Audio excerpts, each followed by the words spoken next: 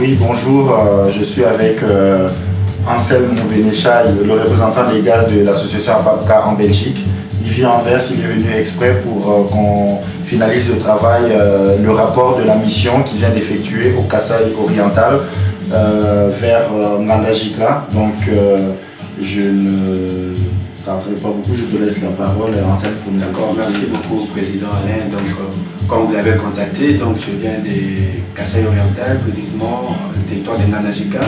Là, nous sommes en train de nous sensibiliser et de mener une action forte sur la problématique de l'eau.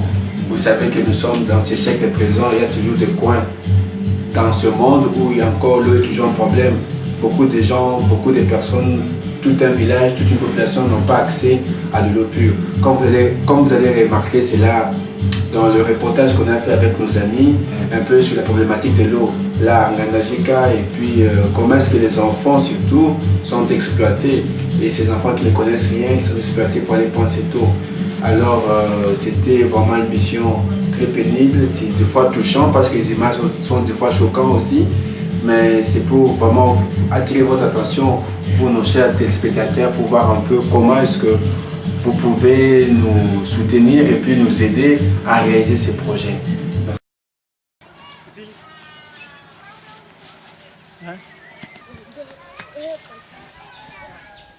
Nous sommes dans le territoire de Ngandajika, situé dans le district de Cabinda, au Kasaï oriental, en République démocratique du Congo. Ce reportage explique la mission de prospection effectuée par M. Anselme Moubenechai sur le terrain afin que l'association APAPCA réalise des projets d'adduction d'eau dans cette zone du pays. Le voyage s'effectue en moto car les routes ne sont pas praticables sur toute leur étendue. Ici, nous sommes dans la rivière, située à 1 km de l'administration du territoire, et nous voyons dans quelles conditions se consomme l'eau dans la vie courante des villageois. L'eau n'est pas propre, mais elle est utilisée telle qu'elle pour tous les besoins de la société. Comme l'explique M. Ngandou Manu, l'un des représentants de l'APAPCA est chargé de ce projet. Je suis le coordonnateur des projets APAPCA. Nous sommes ici plus précisément au Kasaï oriental, non loin de la ville de Bujimaï. D'accord.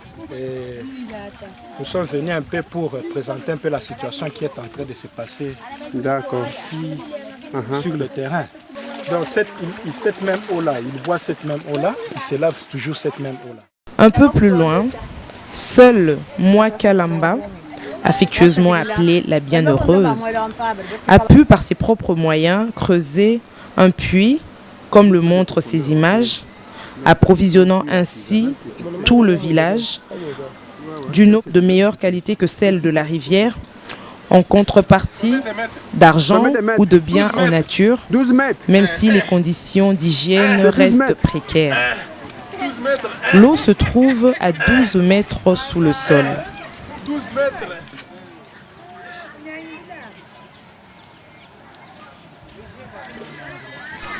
Si Mwakalamba a pu réaliser ce puits, c'est grâce à l'héritage de ses parents et grands-parents qui, eux, étaient des chefs de tribu. Elle montre à notre représentant quelques photos souvenirs de famille et l'invite à dîner car elle et tous les villageois sont enchantés à l'idée d'une éventuelle construction des puits par l'association des enfants même du Kasaï expatriés.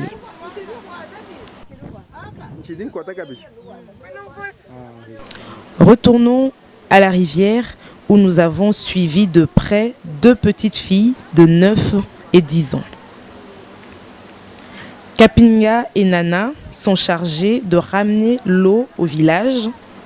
Une vraie corvée pour ces enfants, obligés d'effectuer cette tâche au moins 3 fois par jour. Vous remarquez, au fait, nous sommes ici, c'est dans le village. Au fait, ça c'est une petite rivière avec des conditions un peu pas très géniales que les gens sont en train de prendre. Vous remarquez là-bas, ce sont des dames qui sont en train de laver les habits. Mani, tu peux monter là-bas. Ce sont des dames qui ne peuvent pas laver les habits par manque d'infrastructure. Donc il n'y a pas de canalisation d'eau. Alors ils viennent carrément dans la source. Et c'est ceux-là ici qui sont en train de laver là à côté, que les enfants ici à côté, ils prennent. Que les enfants ici à côté, ils prennent pour boire. Pour remarquer un peu comment est-ce que la situation est en train de se dégrader ici en RDC en fait. C'est un peu ça. Donc la fille me raconte. Bon, là ils ont puisé de l'eau à la source là dont on vous a montré. Et vous voyez les conditions, comment est-ce que les enfants sont traités. Et ils sont en train de rentrer à la maison quoi. Avec de l'eau et les bidons sur leur tête. Autre problème, indice de pauvreté et de famine à Bujimayi, plus précisément dans le village de Chibata, c'est l'approvisionnement en denrées alimentaires de première nécessité. L'homme que vous voyez vient de parcourir plus d'une dizaine de kilomètres à vélo, y transportant des sacs de maïs destinés à la vente. Mais ces sacs coûtent beaucoup trop cher pour les villageois sans revenus et peu travailleurs pour cultiver eux-mêmes leurs terres. L'association APAPCA a donc conçu plusieurs projets agropastoraux, dont celui de la culture du maïs. Ce projet débutera fin 2010 à Makassa Bondo, à petite échelle, tout en recherchant des financements pour nourrir une plus grande partie des villageois. Pour vous tous qui avez suivi ce reportage, un appel est lancé aux donateurs du monde entier pour aider l'association APAPCA à réaliser ces projets qui appuient les programmes nationaux déjà engagés en République démocratique du Congo concernant la réduction de la pauvreté, l'instruction des enfants, l'accès à l'eau potable pour tous et l'accès aux soins médicaux pour toutes les populations vivant dans les milieux ruraux.